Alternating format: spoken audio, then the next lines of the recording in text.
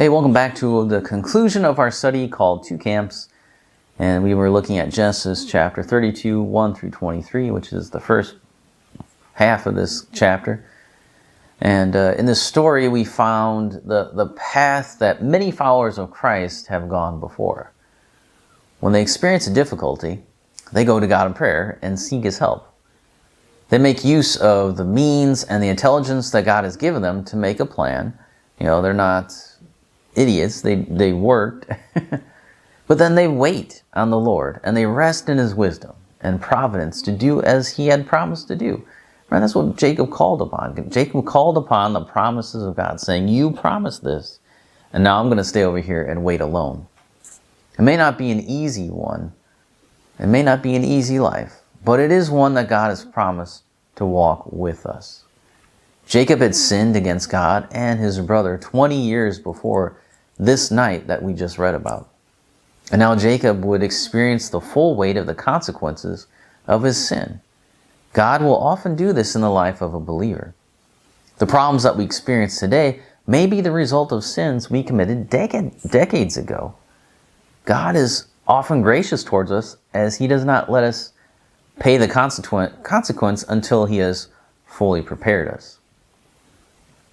And God often lessens or removes the danger from the consequences that we expected and rightfully deserved. In this way, God teaches His children about His grace, His mercy, and His love, but also the evil of sin. If you're not a follower of Christ, you are in the most dangerous place of all, because the wrath of God will be poured out on you. You don't have to worry about Esau's coming. You have to worry about the wrath of God. And God is not like Esau. God is not appeased by gifts like Jacob sent to Esau. You can't appease him yourself. You can't bargain. You can't gift your way into heaven. You can't say, "Well, I did all these good things for you," as if that's a good gift that would appease the wrath of God against sin. That's foolishness. But Jesus came as a propitiation for our sin. What does that mean? It means that Jesus is the one that appeased God's wrath. Jesus' death on the cross was the one thing that would stop the wrath of God from being poured out upon a person. It's only by Jesus' death that a person can find favor with God. Seeking that grace, the only way you can do that is through Christ. You must be in Christ. How can a person be in Christ then? Well, you cry out to God like Jacob did. Claim the promises as your own. Flee to God for mercy. You know that what you have done in your life deserves death. Everyone knows that. And nothing you can do make up for that. And I think most people understand that too. So your only hope then is to cry out to Jesus. And cry out to Him today.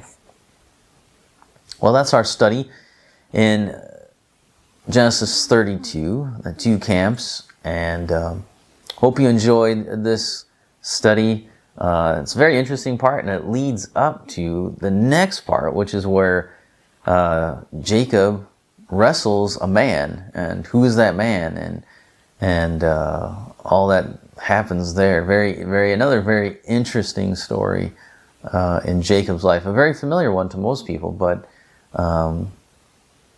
it's a very interesting story. So come back next time, and we'll look at that story.